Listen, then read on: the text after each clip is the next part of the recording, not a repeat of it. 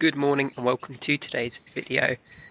Today we're going to be talking about tapering and my race day nutrition. But first, I've got a quick run with some intensity in it, so let's get going.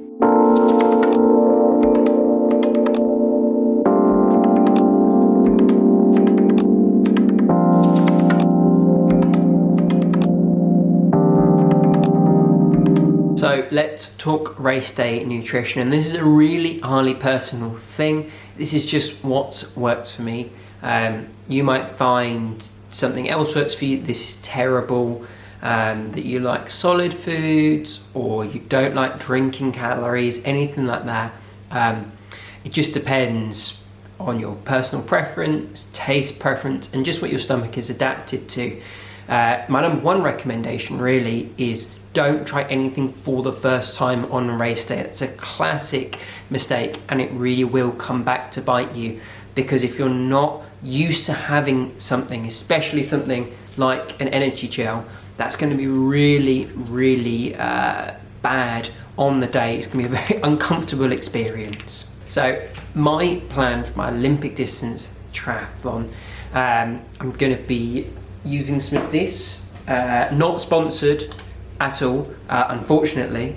If you want to hit me up, high five, go ahead. I've used a number of different brands. This is the one that sat best on my stomach overall.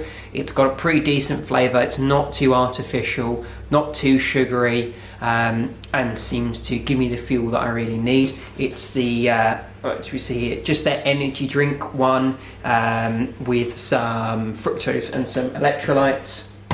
It's really nice. That has about 40 grams of carbs per 2 scoops. 2 scoops in each bottle, 1 litre of fluid, 80 grams of carbs, some electrolytes and stuff, which I don't try to track as carefully for a shorter race like an Olympic distance race.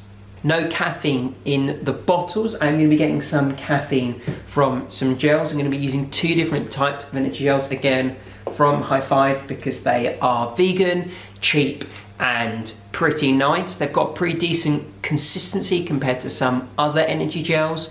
The other one that I use semi-regularly is Sport Science in Sport, SIS. They make really nice gels, but they're a lot thicker, and sometimes that's okay for the longer rides where I'm not trying to get it all in one go.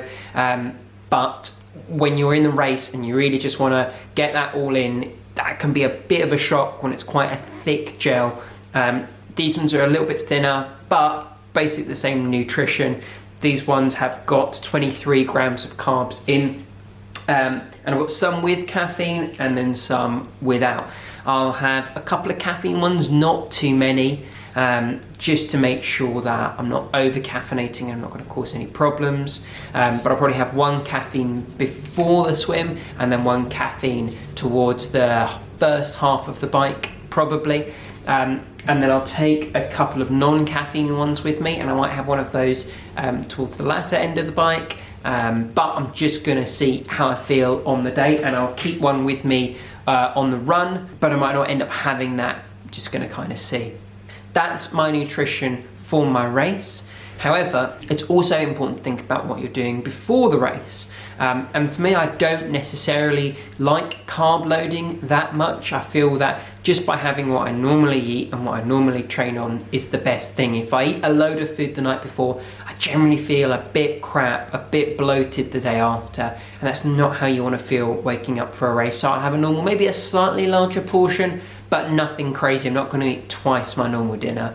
And then the morning of, I eat what I always eat in basically the same quantities: bagel, peanut butter, banana. Sometimes I'll add extra banana, but part of that is just to get that sweet potassium in on top of a single banana, just to try and avoid any muscle cramps. All this talking of nutrition has made me hungry, so I think it's time for dinner now. So Danny has prepared us some absolutely delicious looking pizzas. We've got my slightly larger one here with some veggies and some vegan cheese on the top, and then Danny's with normal cheese, vegan garlic bread in the oven now.